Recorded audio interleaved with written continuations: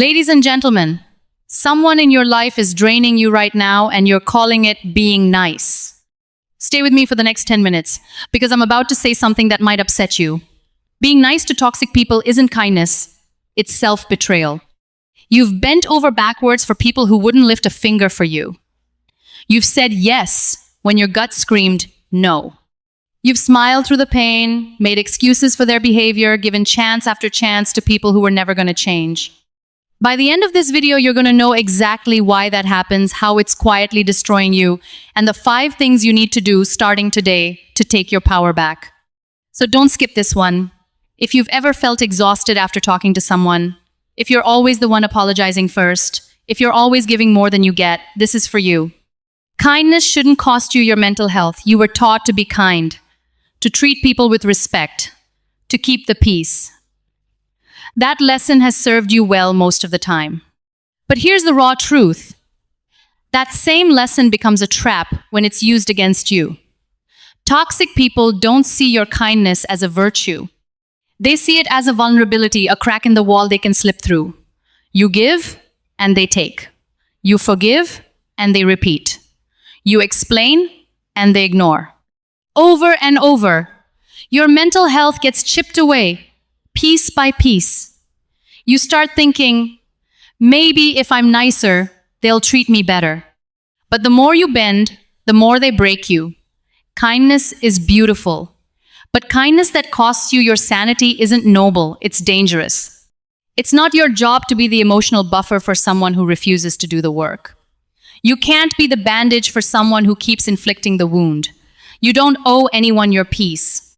And every time you tolerate disrespect under the guise of being kind, you train yourself to normalize it. You forget you have a choice, a powerful one, to walk away.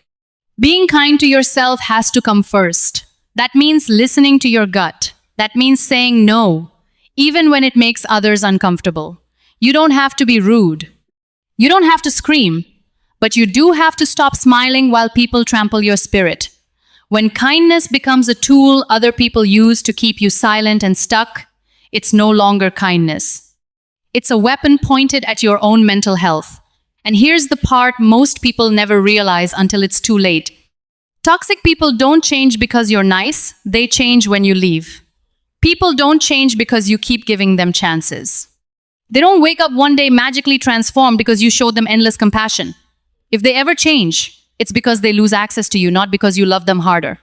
You've been operating on a belief, if I just keep forgiving faster and staying longer, they'll eventually get it.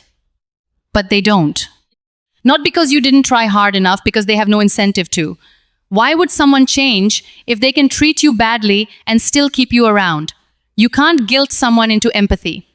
You can't cry your way into their transformation. It's exhausting to keep trying, and it doesn't work. What actually shifts toxic behavior isn't another conversation, another heartfelt text, another emotional breakdown.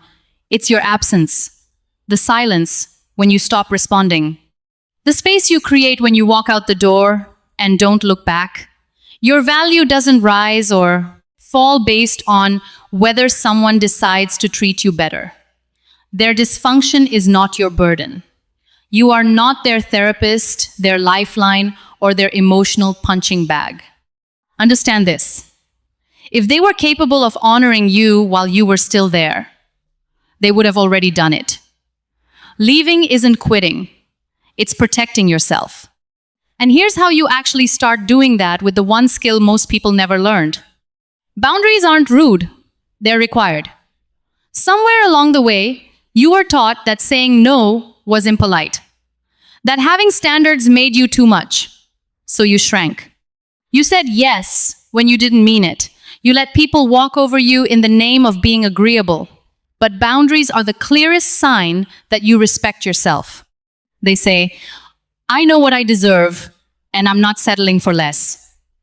Toxic people will call your boundaries selfish.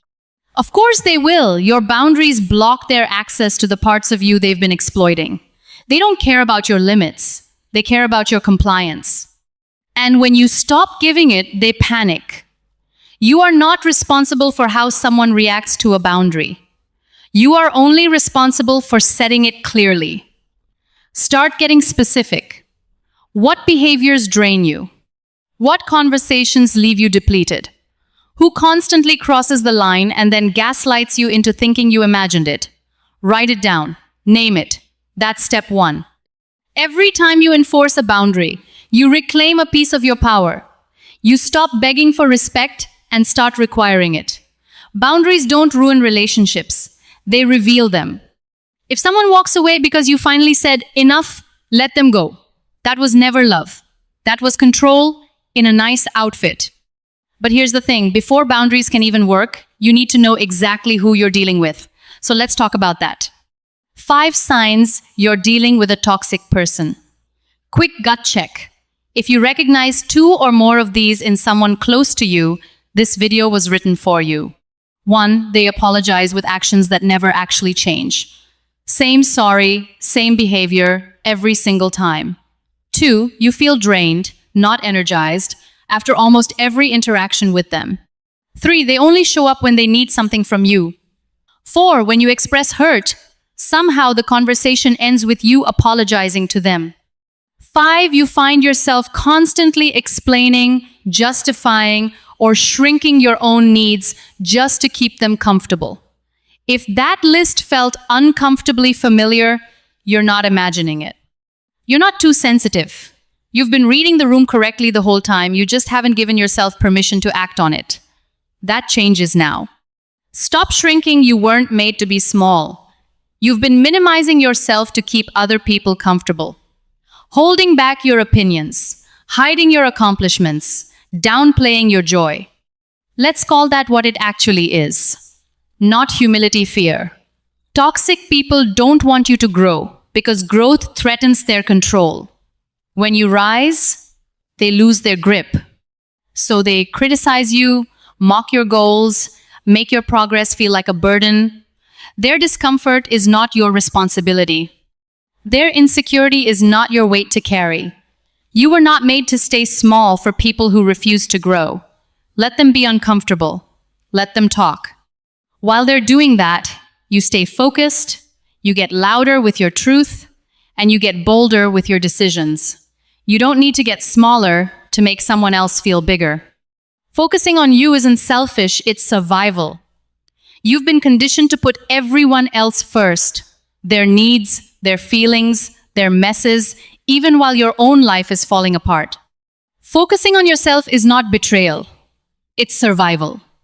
You are not a battery pack for toxic people. You are not responsible for their happiness. And no one is entitled to your energy. The moment you decide to focus on yourself, the pushback will start. You've changed. You're distant. You're selfish now. But you are not the problem. Their access to your energy was the problem.